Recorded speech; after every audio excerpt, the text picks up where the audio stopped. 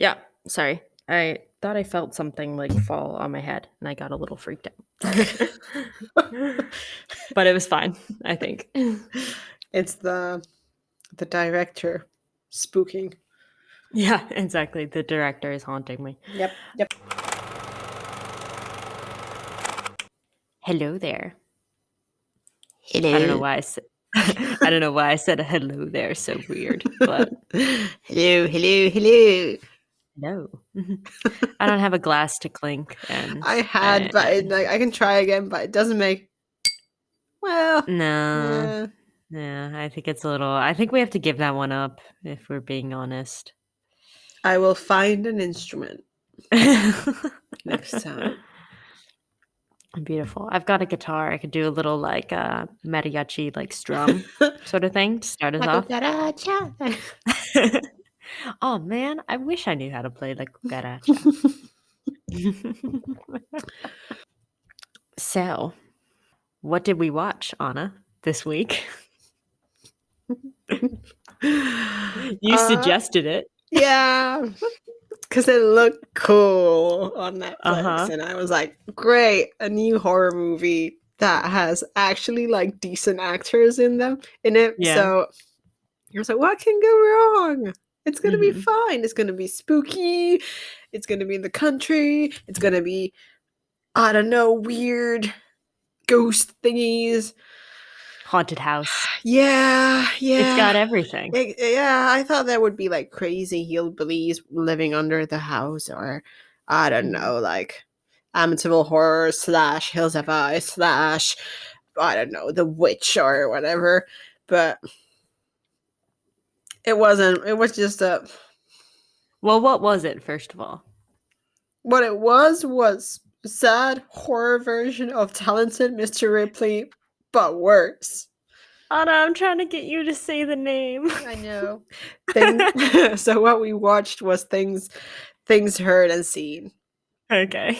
So a new Netflix movie starring James Norton and Amanda Seyfried. It came out, I think Netflix put it out probably a couple of weeks ago, if I'm not mistaken. A Netflix original movie. Yeah, it came out in April this year. Less than 2 weeks ago, it Yeah. came out. And I thought it looked cool. Watched the trailer. It Mhm. looked cool and spooky. Trailers lie. As we learned from, Suicide Yep, I Squad, was. Yep, trailers yep, lie. yep. You would have thought that we would have learned, but apparently We not. didn't learn. Nope. We didn't learn. Nope, nope, nope. So, Sam, tell So, us what it's about. for everyone who hasn't seen this film, and I hope that's you listening, you don't have to watch this film. Things Heard and Seen is a film based on a book called All Things Cease to Appear by the author Elizabeth Brundage, I think is how you pronounce that last name. She's written quite a few books sort of in this vein and style. But the plot follows a woman, Catherine Clare, and her husband George, and they're I guess I don't know, they don't say how old their daughter is, but maybe around 5 or so.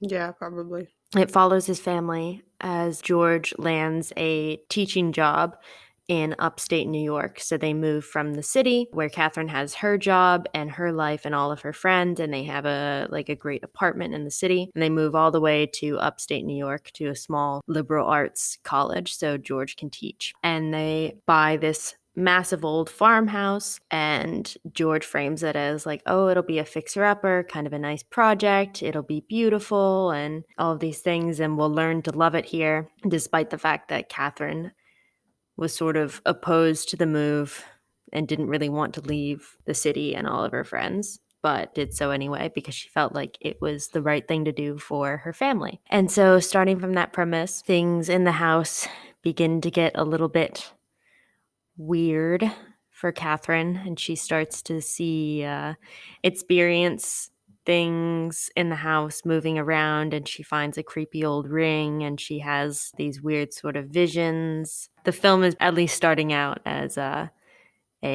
couple moves into a haunted house, but that's not really the film. I kind of struggled to give like a summary or kind of a synopsis thing to like get people started because the first 30 minutes of this film are super misleading to how it actually plays out and what the film is. Yeah, yeah.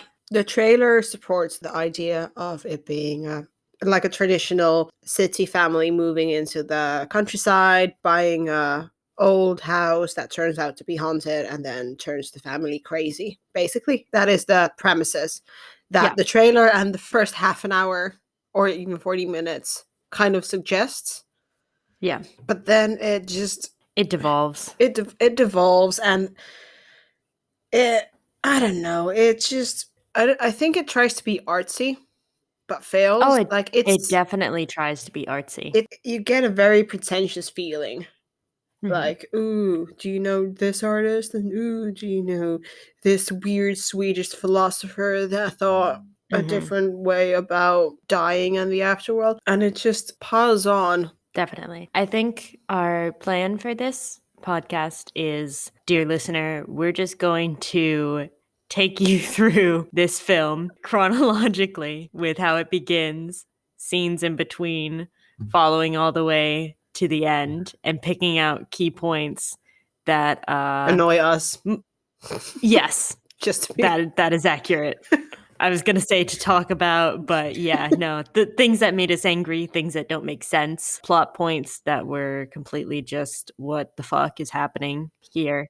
So that's kind of the plan because there's no other way to really structure this because the film doesn't give you much of a structure to go on anyway. yeah, So that's what we're doing. yeah. Yeah.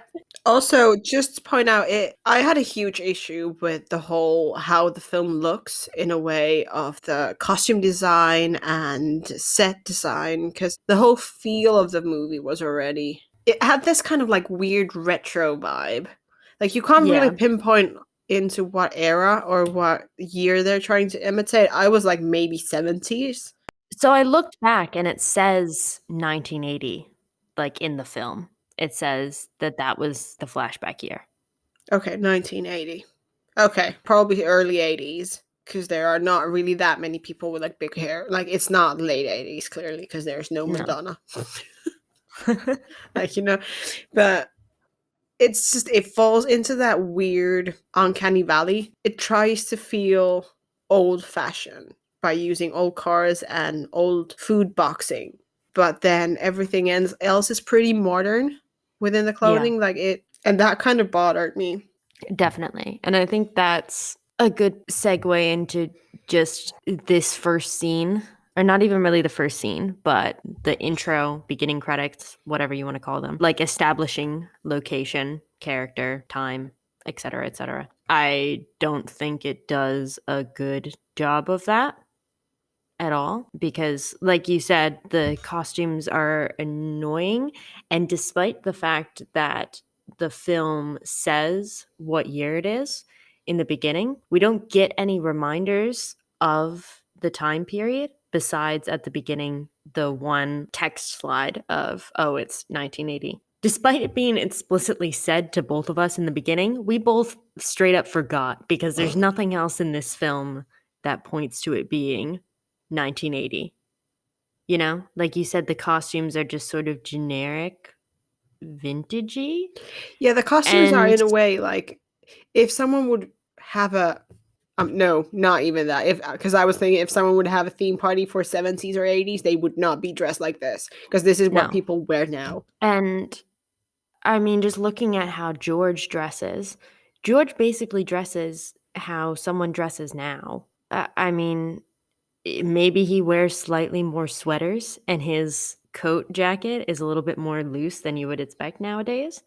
But I mean, he looks especially dressed like you would see today. And there's not really any good setting up of the year because what happens is immediately we go to this farmhouse and suddenly everything in the farmhouse is old anyway. So it doesn't matter what year it is because the technology and all the items and everything in the house doesn't align with the year that we're flashed back to anyway. And that's just the first of like all these disconnects that happen where the film begins as pretending like time is important with that text overlay establishing the time, and then the next scene saying that it's the spring before that, but then time never comes up again. The only time like time in a way comes up is with the between segments in like fall, spring. Like you do Yeah. those slide between slides here and there, but they really don't they're not relevant in any way to the story. Like you Yeah. notice if it's winter or not. Like it doesn't add anything on the movie to have these weird not weird, but like kind of artsy in between Yeah. slides. Yeah, for sure. There's nothing important about the seasons changing in the story itself, right? None of this matters. As artsy as this film is, there's not a focus on nature outside of its pertaining to artwork and paintings. And even then, there's not a connection with paintings during certain seasons or anything like that, you know? It's Yeah, because like the husband claims constantly being an Inez fan, who is like an American scenery painter. The whole movie starts with like slideshow of his paintings of different yeah. landscapes, and then it transitions into an actual landscape and a car driving, and that is basically the only time that they actually like focus on the landscape of the area itself. You know, Yeah. and yet it tries to make the whole idea of the landscape by stating which season it is more relevant when it's really not. Like the first half an hour, honestly, the first half an hour and Yeah. starting from the intro, I was really into the movie. I was like, yes, this is going to be Yeah. exactly what I wanted. This is going to be maybe a bit into the Jordan Peele Mhm. kind of horror type of that, not really scary, but still like kind of critiquing everything and being very douchey in a way, but like douchey in a good way. But it Yeah. was just empty promises. Yeah. No, this film is filled with, and I think that's the point of us like going through it. It's filled with all these things that are then immediately dropped, and it can't focus on anything whatsoever. It wants to be clever and it wants to be artsy and it wants to include, these thinkers and these famous painters and it's obsessed with art. Everyone in this town seems to be like an artist of some sort or like a historian. There's the friend of Catherine who's a weaver, and she and her husband collect artwork. Catherine restores artwork. Supposedly, George used to be a painter, but we find out later that he didn't actually paint anything. There's an obsession with writing as an art form. Even music. The boy who comes to the house to help take care of the house and the lawn and different things like that, he's a musician and he comes in sometimes to play the piano. All these things get picked up and then dropped and then picked up and then dropped. And there's no actual continuing to any sort of point with this stuff. It's just put in there to be artsy, but it doesn't actually do any work. Yeah, yeah. Right. So I guess after this intro scene, well, no, we didn't really even talk about the intro scene.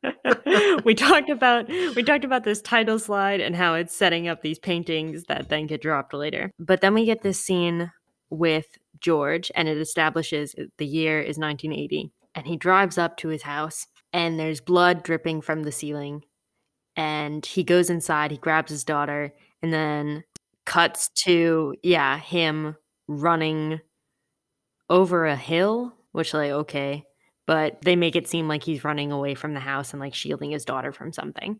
And then the rest of the film from there on is flashback, building up to that moment in time pretty much Yeah. until, like, the very, very end. Uh I find it so hard to make like any sort of points about this because none of this film makes sense. Yeah, it's Because how they set it up, and in the beginning, why it seemed promising is this husband comes in and he grabs his daughter, and something terrible has happened, right? Catherine has probably been killed. or his wife has probably been killed. You don't even know his wife is Catherine yet. And you assume, okay, something in the house killed her, or something in the house made her crazy, something like that. And he's painted as kind of a victim in this. He comes home and he's surprised, right?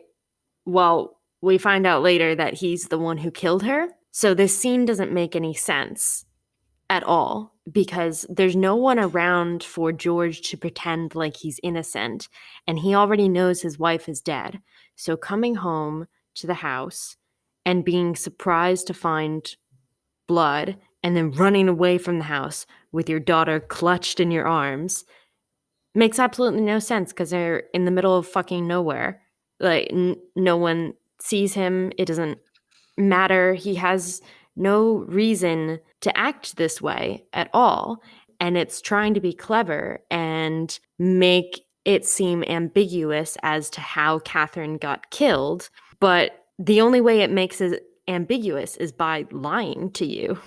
It doesn't, it's not being clever. It's not showing you particular things to draw you in. It's just straight up faking something that wouldn't actually happen and doesn't make any sense within the context of the rest of the film. Yeah, it's just a catchy way to start a movie. Yeah, and so this opening scene is compelling until you watch the rest of the film. And then the opening scene kind of becomes a piece of trash. Yeah, there are a lot of points in this film that hint to something or like start off as having really potential of being an interesting point or an interesting view on something, or and it just the whole film is actually a huge clickbait. Everything that they're Yeah. tossing into the story is just a clickbait of being like, oh, maybe this is no, it's not going to go anywhere. Oh, maybe this is a good thread to follow. Oh, no, it's also not going anywhere. It feels like a bunch of people decided to make a horror movie because they found a cool house that looks a bit spooky, and then they wanted to throw everything they knew into that story. I think you're absolutely right. It got a million different things that are dropped into it as potential directions. And it spends a whole close to 2 hours dropping all of these different potential threads to follow. And by the end, it can't effectively come to any sort of conclusion because it hasn't laid the groundwork for any single statement or theme or even compelling story arc. Like, there's nothing for it to latch onto. It hasn't effectively followed through on anything. It spent 2 hours just dropping crap, which doesn't really become obvious until You're invested already. You're over yeah, halfway there. exactly. It doesn't become obvious until you're invested. You know, it takes any film time to morph into what it's going to be, right? Especially a horror film. Like, there has to be a lot of setup and dropping little things here and there. And it's only after, about 45 minutes or so that you realize that, wait, we're not even, we don't even seem to be building to anything. Yeah, because the Like, first 40 minutes, you're clearly building on something. They move into the yeah. house. There starts to be some Hmm. weird flickering. The kid starts to see a dead person in the corner.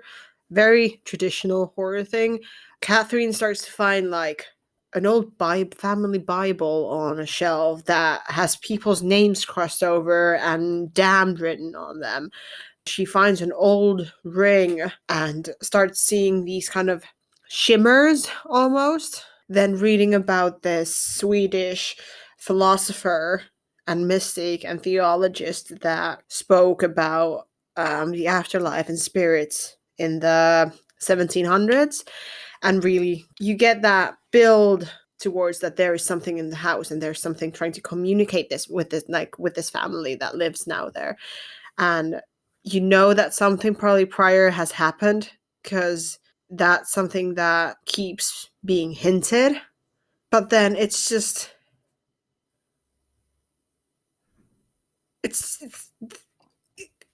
no words. It's just Yeah, exactly. Well, we're getting this set up, and obviously, you have to take time for the family to move in and everything like that, and for spooky things to start happening. And then you get around like minute 30, Catherine finds uh, a book by Swedenborg, the philosopher who has all these ideas, like you said, about Spirits and the yeah, afterlife. I did some research about Swedenborg and how he claimed that he could speak with the dead with his superpowers, and then interesting. he was kind of shunned by the church because he wanted to start a new brand, a new way to practice Christianity, and to combine it more with the whole kind of idea of spirits being still with us and being able to communicate with them, and this whole weird in between.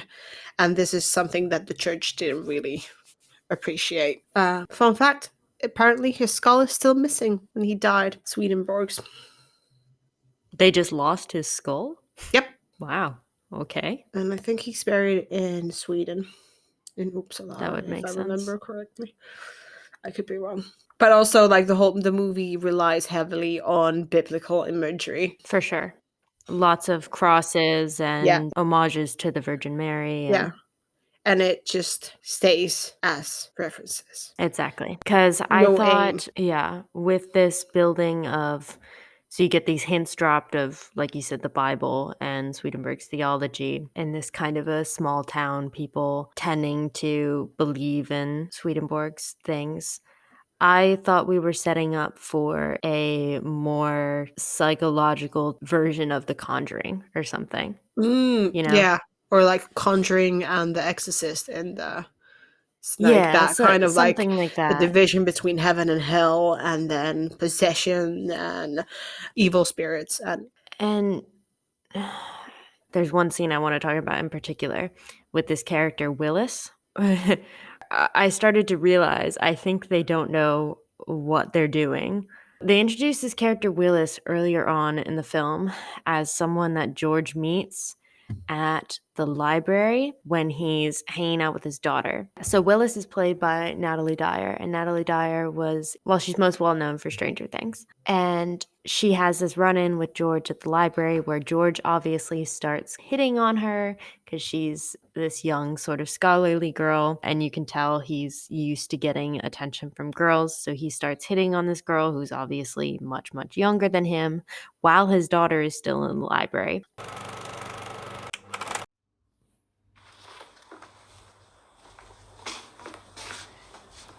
You know he killed someone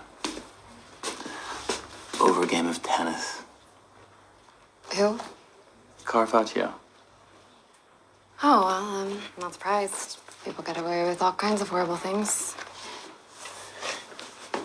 He's speaking from personal experience. So are you studying art? I teach over at Saginaw. Oh, God, no. No, I was just looking for t-shirt ideas. I'm all about literature in school. Which school? Cornell. Oh, it's quite a commute. I'm just taking a little hiatus. Writing for rich folk in Crow Hill Stables. Yeah, I know that place. Right next to the tennis club. I play there sometimes. Well, I hope you're a better loser than Caravaggio. George Clare. Right. Right, Claire. Yeah, my friend Eddie does your yard work. I think your wife hired him.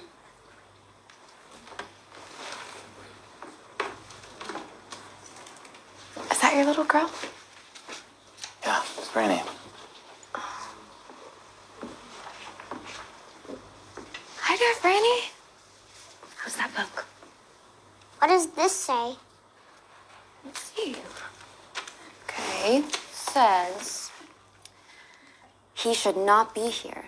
He should not be about. He should not be here when your mother is out.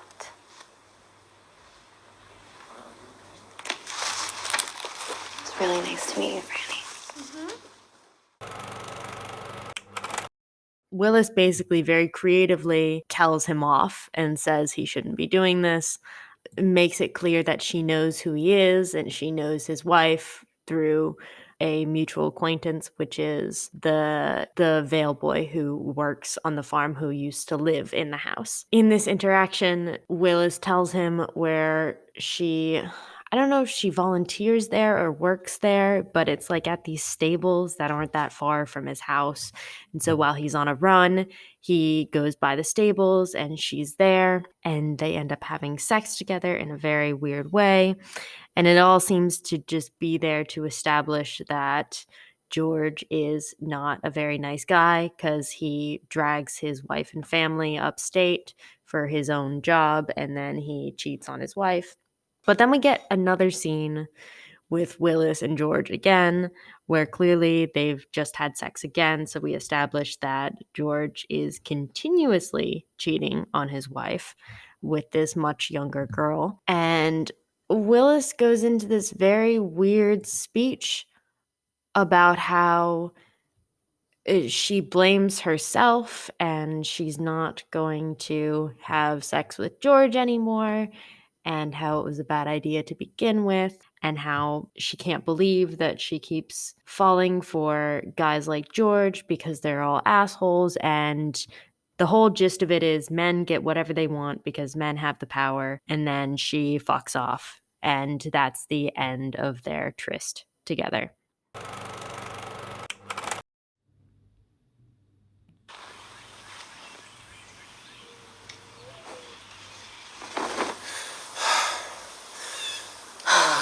What you do to me, you do not know. My God. I've never done anything like this before, you know.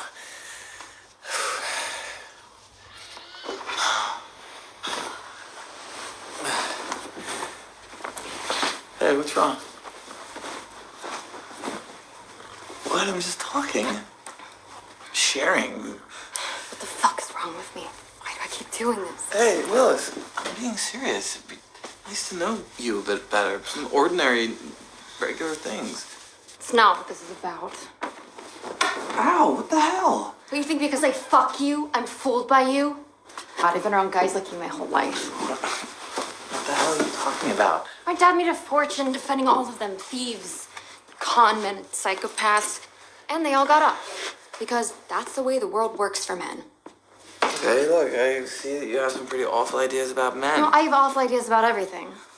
Now, get the fuck up. Come on, Willis. No. I'm done with this. Willis! Willis! I think this is really where the film starts to break down. All I can figure is that they thought it was feminist to have her end their affair in that way. And they're like, oh, yeah, it's feminist if she tells him off and tells him how men always get what they want. And so she's not going to give him what he wants anymore. But it does not come off that way at all. It's really, I think, poorly written. And then Willis barely shows up after that at all, even when she could be really helpful and have an interesting arc later in the film.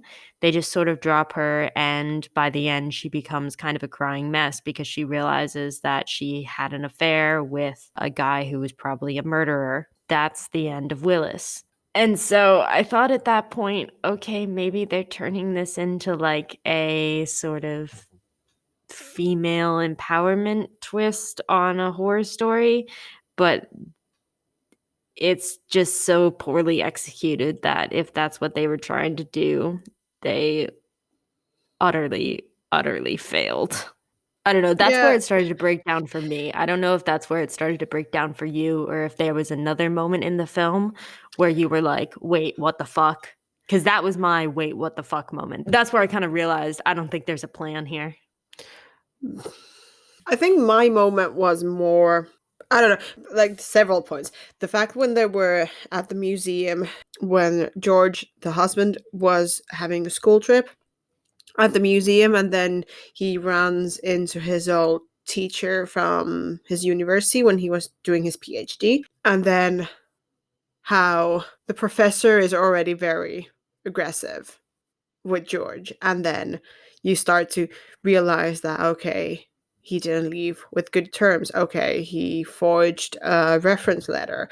Okay, now he didn't paint weird paintings. Okay, now He probably didn't even graduate. Like, you, when they start to use this talented Mr. Ripley plot, basically, Yeah. and insert that into this story. And I was like, why would you even need this next plot hook? Like, focus on the thing that you're trying to do. Do not bring extra. It's just such a mess that you can't really even. It's hard to critique. Yeah, and what bothered me really was when Catherine found the Bible. She tried to tell her husband about the Bible once, and Yeah. then she didn't show the Bible to anyone.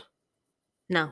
The Bible doesn't come up again. No, no. You get those like, damn, damn, damn, this is damn. And then you think that it's relevant, but really it isn't. You think that the people who lived there previously are relevant, but it turns out they're really not, because like the true evil is the husband itself. And then when you think that the husband is the evil one, and you think, okay, this might be a bit similar type of thing, that Amityville horror, you realize no, the husband is actually talking to this weird past Calvinist priest dude who used to live there, who owned that Bible and was the one making it, like writing on everyone's name that they're damned.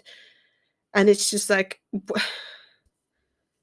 what are you trying to do? Honestly, it's. And also, what bothered me was the friend. Peg was her name, I think. Which friend? Claire's friend, the Weaver. Uh, the Weaver? Justine. Justine, yeah, thank you. The fact that Justine's sole purpose is to just stand beside, bring Catherine into a weird empowerment art seminar thing. Yeah.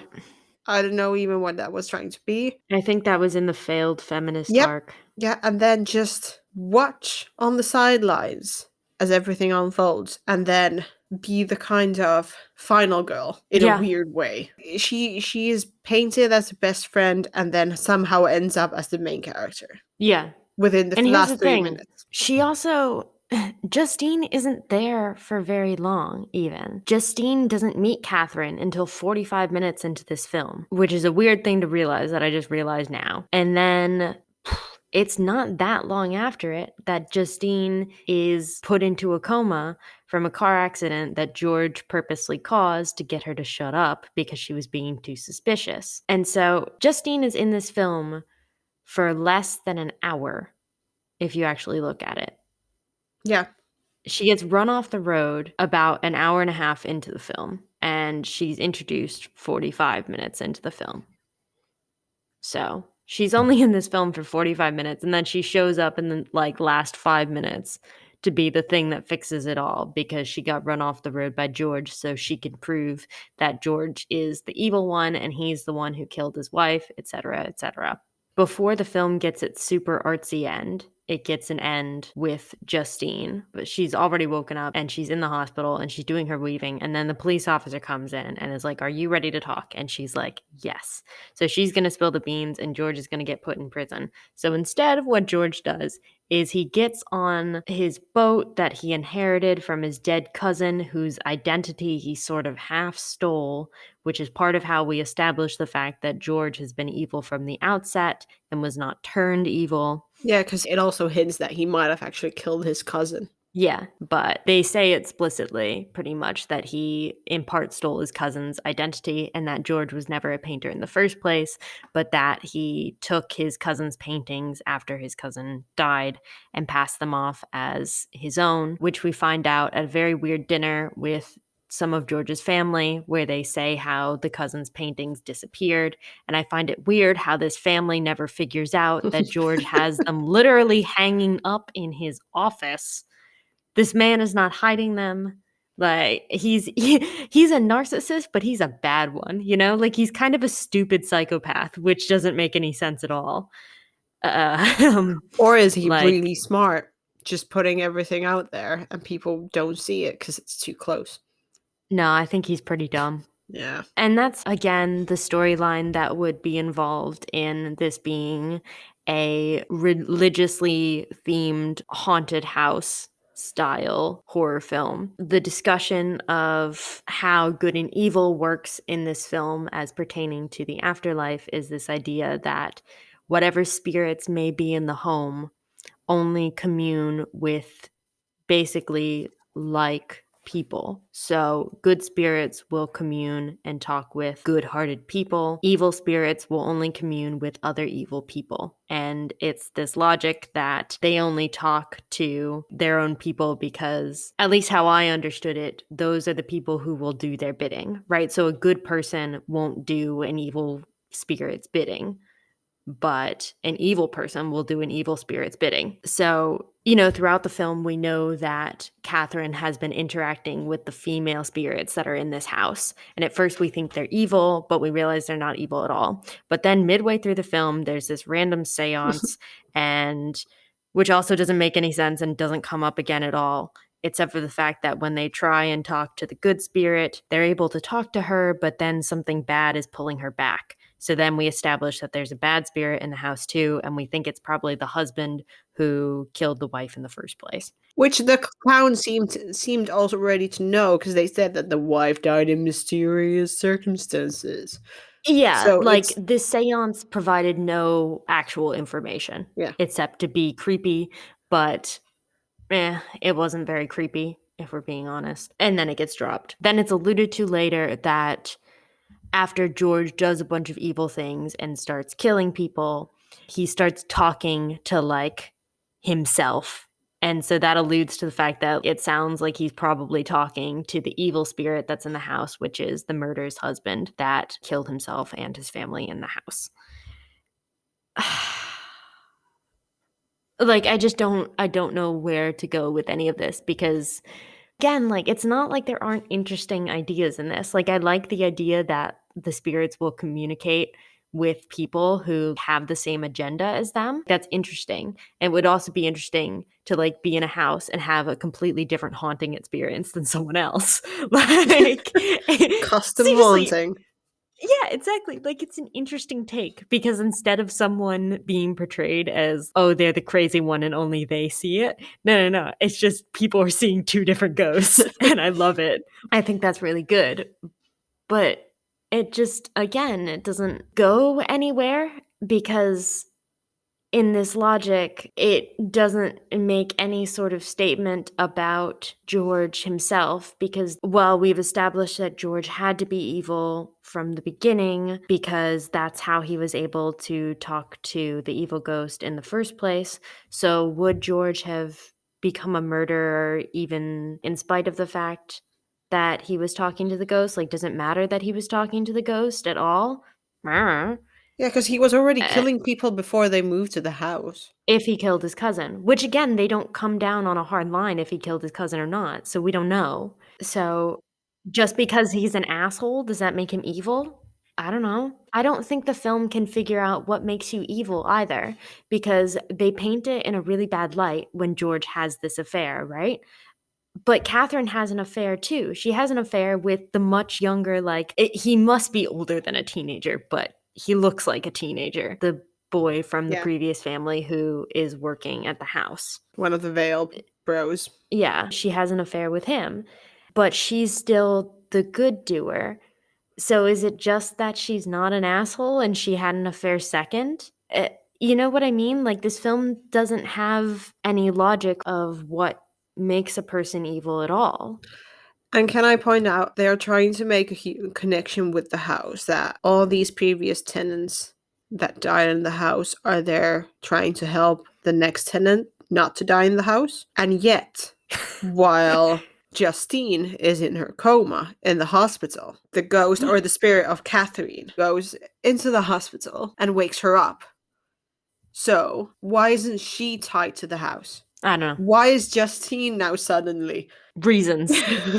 Because no, because that ties into like the failed feminist arc. Because they have these scenes once Catherine dies, then she's a ghost and she's like holding like arm in arm with the woman before her, and they leave out the first woman who died, but like she's too old, so I guess fuck her.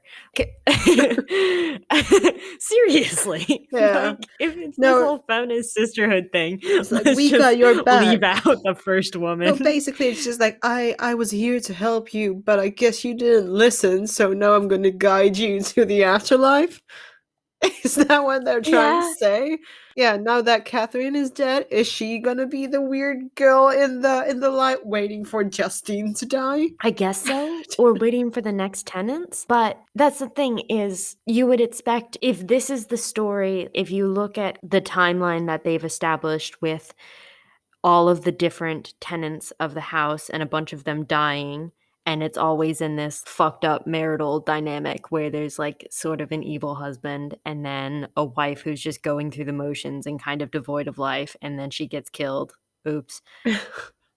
Yeah. Why are we focusing on Catherine and George? What makes them different? Oh, wait, nothing makes them different because Catherine still dies and George gets away. Sort of. We haven't even gotten to the weird, ambiguous, artsy ending yet. But if that is then the point, and this is just a long line and history will repeat itself, da da da da da, why did we get the weird, artsy ending instead of alluding to the fact that there's going to be another set of tenants, or why don't we destroy the house, or why don't we let the ghost move on, or why don't we, cut to the year 2000 and a new family moves Yeah, in, because that would you have been a know? logical way to end this story, to have this kind of Exactly. never-ending cycle. A new family moves in, and then, again, the evil spirits take hold of the evil people, and the good spirits take hold of the good people, and evil kills good.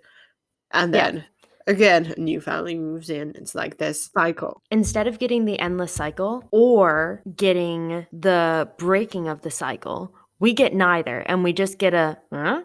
It doesn't continue the cycle, nor does it break the cycle because the house still exists, the ghost still exists. The only thing that might be propelling all of the weird events that happen in this film, even that isn't given any sort of like logical conclusion. I don't care what it is. It could continue on to infinity. And what makes it even more annoying is the fact that one of the characters, I think it's Floyd, who says that, in the end, good will always find a way to triumph over the evil, but it just kind of might take time, sort of thing. He's acknowledging the only potential logic that might be propelling this film forward. He states it explicitly, acknowledges the fact that this cycle exists and that there could be an end to this cycle. And instead of getting an end to the cycle or a clear continuing of the cycle, we get nothing. Like, actually, nothing. We get a weird artsy end that's trying to be clever, and instead it doesn't do anything. I don't know. Anna, do you want to describe how it ends? Well, yeah, we mentioned already that you get the scene where Justine gives her statement to the police in the hospital. Then it cuts off to George going to the docks and taking back his cousin's boat that he inherited and sailing away in your style. Sail away, sail away, sail away. Thank you. You're welcome. I got you. Towards, I guess it was an Inez painting that he was like going, because like in the beginning they show this kind of, when they're talking about Swedenborg, this painting of this spirit transitioning into the afterlife, heaven. And there's this image of a very stormy sea filled with dark clouds and dark water, and it's very like gloomy horror. And then you see a tiny spirit on the bottom right corner, and then a lit up cross in a manner of kind of a gateway in the sky. So you get that image of a spirit walking towards this stormy, scary area of turmoil, and then going towards this light that is the cross. So this is the painting that is shown in the beginning. And while George starts to sail away, the water or the sea becomes also very stormy. The clouds turn black, very gloomy, and then the sky starts to turn this kind of crimson color, Oh, that's a good word, crimson. Yeah. And you realize that you see the cross, but it is upside down. And then okay, you get that. Okay, this is hell. Okay, this is not going. This is not a spirit ascending into heaven, but it is a evil spirit descending into hell. And then you see this boat turning into more of a painting type of image, and then the water in a way starts to burn, and the boat bursts into flames, and then the image stops. So you see just a still image of this seascape with the reverted cross in the sky and this boat trying to reach the cross, but instead of reaching its destination, it is on fire and clearly symbolizing like descent into hell. And then I think it's important to note that, like, as it turns into a painting style, the camera pans out, it becomes a still of a painting, which is the same as the very beginning. Like, we zoom in on a painting that becomes film, and then here it's film and turns into a painting as it zooms back out. Yeah. I don't know. Is that a way of the movie trying to like say that good prevails, evil always ends up in hell, and if you're an evildoer, you will not be able to reach the destination of heaven? I don't know. I But don't know it's what it's trying to say.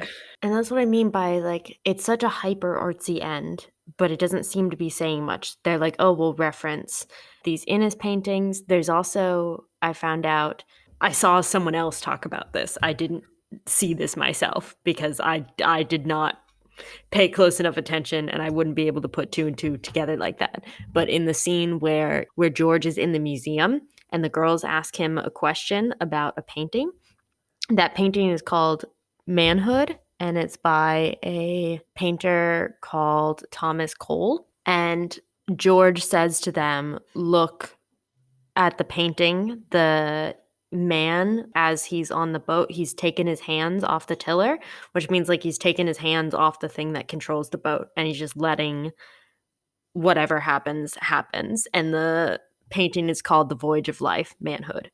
He talks about how it's supposed to be symbolizing like this journey into becoming a man, da da da. And in that very artsy end where George is sailing, he also has to take his hands off of the tiller, like the thing that controls the boat, because the waves become too much, and he just kind of gives in, and then it turns into a painting. I don't know what it's supposed to mean. They're making all these references that don't make any sense. I guess it's he's on a journey into hell because that's where you end up. That's all I can figure. I don't know. Does it matter? Why did we care? yeah, just the film would have been a lot better if they would have ended the story with Justine giving her statement. But I think they wanted to have this cycle type of thing. They started with a painting and then ended in a painting. But why does it matter? I don't know. Like, And oh why does wait, it Inez doesn't. matter? Because he was a landscape painter.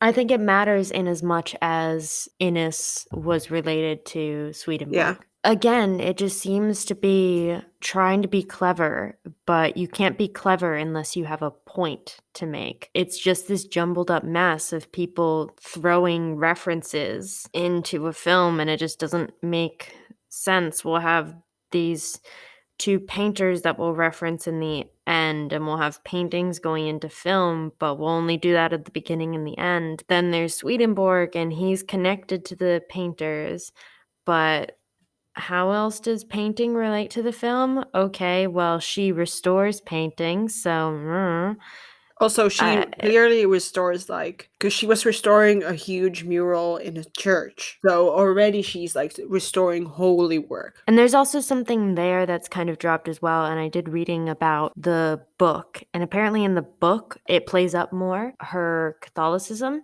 Like, she's more devout in the book, where the only reference to her actually holding Catholic beliefs is when she tells Justine, when she first meets her, that she's a conflicted Catholic girl. And then that's played more in opposition to George, who is very clearly pretty atheist. And in the film, he just comes off as kind of wishy washy, and he dismisses Swedenborg, but how he dismisses him comes off much more as an intellectual dismissal on the fact that like he doesn't think spiritualism makes much sense, not that he doesn't hold any beliefs in and of himself. And again, I haven't read the book, so I don't know how well this is played or how well it works, but a thread that existed in the book that helps ostensibly to drive a wedge between these two characters disappears and becomes mushy in the film. It doesn't make sense that much if Catherine is devoutly Catholic to then be super interested in Swedenborg's ideas, because that would go against strictly Christian beliefs. And the women in the house who died before, there was a dichotomy each time of holding different beliefs than their husband, right? The first one who died, they say in the film that part of the reason why her husband killed her was because she thought like Swedenborg's ideas were so interesting and really believed in them, and he was a strict Calvinist and he wasn't having any of that, and he thought that she was damned because she was holding different beliefs. This idea of having different beliefs is completely muddied between George and Catherine because we don't get any strict idea of what their beliefs are to begin with. And so when we introduce Swedenborg, all we kind of get is the fact that George sort of half-heartedly dismisses Swedenborg, and Catherine thinks it's interesting and Yeah. she picked up the book because she liked Innes's artwork. Yeah. It doesn't make any sense. Like we've said several times now. Another thing that falls into the same kind of category of a subject that's being introduced but not really explored is the fact that Catherine suffers from bulimia. It's referenced. You see her throw up. You see George criticize her for not eating and then her making explanations. But then you don't really see why it is relevant to introduce this kind of characteristic to a character. No, the only thing I can think of is that it ends up being used as a kind of plot device, but it's so unnecessary because Catherine was recommended protein shakes by a certain doctor, but she seems to drink them some days, but not other days. So clearly she's still struggling with her eating disorder. And towards the end of the film, right before Catherine dies, she's trying to leave the house with her daughter and she packs everything up, and George finds out and he gets really angry. And then he gives her a protein shake and she takes it from him. And he kind of does it as like a power trip because he's like, oh, I noticed that you didn't drink your protein shake. Here you go. So she drinks some of it. And then we get a scene for like a few minutes with them fighting. And then she goes outside and then she has trouble walking and she realizes she's been drugged and he put drugs in the protein shake. And I think that that is a horrible way to use that, because if they wanted her to be drugged, which I think is kind of a cheap cop-out way to keep her from leaving the house anyway, but by the by, they could have had it be literally anything else, but instead they have him drug her protein shake, which just feels like kind of a kick in the gut to someone who does have bulimia or an eating disorder, to be like, never trust the person who gives you food because they might have drugged it. Yeah. You know, it's just, and it doesn't come up in any sort of other way except to be like, oh, she's sad and depressed and she doesn't like her life, so she doesn't eat, and what she does eat she throws up. Yeah, it is used as a weapon in a way. Yeah, it's used as a weapon and a plot device, barely. It's not used at all to flesh out her character, really. No, because it is again a feeling like the writers were like, oh, okay, we need an edgy thing for Catherine, otherwise she'll just be a weird housewife. That's a bit sad. Okay, let's Yeah. give her bulimia. That will give her like street Yeah. cred or something. I don't know. Yeah. If she wouldn't have bulimia, he could have very easily drugged her with any food they had. No, there's no reason why she needs bulimia. It's a cheap shot. I feel like we could go on and on Yeah, about all this BS, but yeah. that's kind of the gist. Don't watch it. It's not worth it. The first 30 minutes fake you out. It had potential and it had a good trailer, which just means don't trust trailers. Yep. Yep. What should we watch for next week? What was the plan? Was there a plan? I don't remember. We were talking about Sound of Metal, but then Mm-hmm. um what came up on Netflix was Our House, Uh-huh. which is also a horror movie, but it's a British one, and that should actually be good. Okay, well then next week will be round 2 of trying a horror movie, and hopefully this one is better. I don't see how it can't not be better. Yeah, the bar is really low at this point. Like, Yeah. really low. Right. So next week, Well, Our yeah. House. Yee. Our house. I think it was called Our House. In the Wait. middle of the... Watch it be called something completely different. Film. Or His House. Our House? Nope. Wait. Something House. I swear it's something House. Your House. Could it be? I see an our house and a his house. I think it's His House. His House. His House. Yeah. Sorry. Yeah, Next week, his house. His House. Next week, his house. Okay, sounds good. Right. I'll see you next week then. Yep. See you or Right. hear you then. Bye. Bye.